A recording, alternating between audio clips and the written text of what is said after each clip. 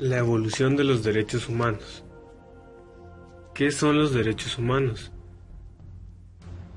Los derechos humanos son independientes o no dependen exclusivamente del ordenamiento jurídico vigente, por lo que son considerados fuente del derecho. Una vez que nacemos, ya adquirimos nuestros derechos humanos, pero ¿cómo se formaron los derechos humanos que conocemos en la actualidad? Comunidad primitiva. En esta comunidad aún no existe la ley escrita, por lo que domina la ley del más fuerte. El hombre satisface sus necesidades con lo que directamente le proporcionaba la naturaleza, por lo que las necesidades económicas eran la recolección de comida, la cacería y la pesca. El hombre era nómada desde un principio. Como dependía mucho de la naturaleza, seguía el sauce de los ríos buscando los climas más favorables. Y la producción era de autoconsumo, ya que su organización era muy atrasada, lo mismo que sus instrumentos de producción, por lo que su producción era tan poca que apenas les alcanzaba para subsistir.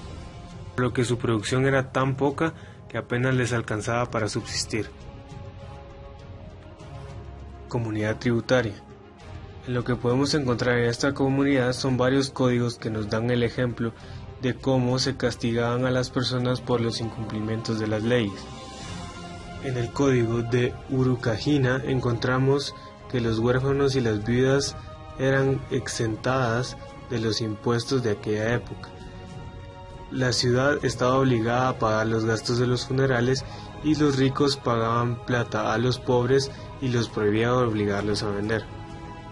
En el código de Hammurabi encontramos 282 leyes que estipulan que hay un castigo para cada incumplimiento de ley. Dichos castigos incluyen la pena de muerte, la desfiguración y la filosofía del ojo por ojo. Y el código de Urnam también contempla de que cada incumplimiento de la ley tiene un castigo, pero él lo hace con compensaciones económicas y no en daños físicos, a diferencia de Hammurabi.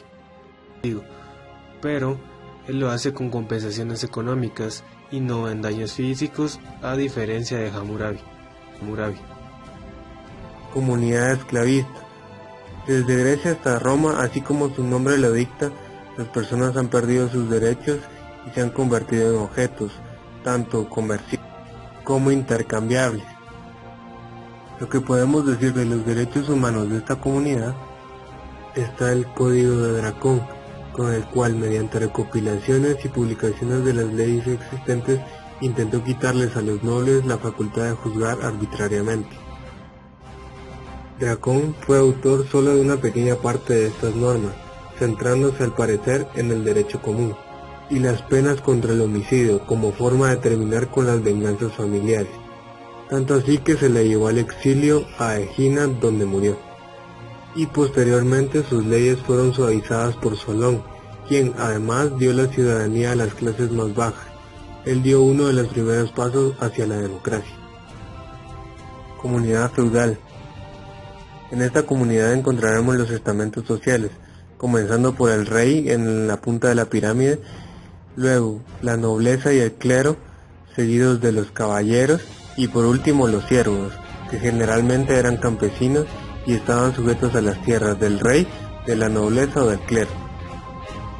La Carta Magna tuvo lugar en esta comunidad y obligó al rey Juan sin tierra a renunciar a ciertos derechos y obligar a respetar otros, determinados procedimientos legales, reconociendo así que la voluntad del rey estaría sujeta a la ley, y esta misma favorecía a los nobles y burgueses ingleses. Comunidad capitalista. En esta comunidad, los derechos humanos toman lugar en tres hechos importantes de Inglaterra. Uno de ellos es la Petición de Derechos, la cual fue concedida en 1628. Fue un importante documento constitucional que establece garantías concretas para los súbditos que no pueden ser vulnerados por nadie, ni siquiera por el rey. La petición contiene restricciones sobre impuestos no establecidos por el Parlamento, encarcelamiento sin causa y restricciones en el uso de la ley marcial.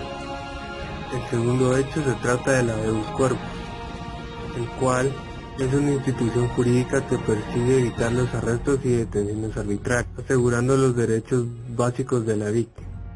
algunos de ellos tan elementales como estar vivo y consciente, y ser escuchado por la justicia y poder saber de qué se le acusa.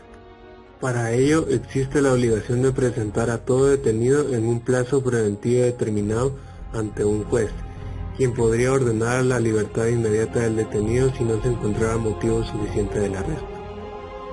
Y el tercer hecho es la Declaración de Derechos, los cuales han recibido históricamente los documentos de carácter político en que se enumeran los derechos y libertades considerados esenciales. Estas declaraciones suponen una voluntad de protección de los derechos contra la posibilidad de abusos del ejercicio del gobierno, de modo que el poder político queda ciertamente limitado para quien lo ejerce.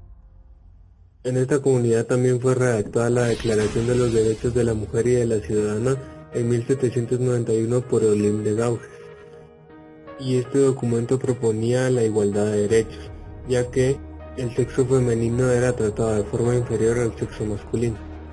Y por último, como consecuencia de la Primera Guerra Mundial, la Sociedad de las Naciones Unidas impulsó los convenios de Ginebra sobre la seguridad, respeto y derecho mínimo de los prisioneros de guerra.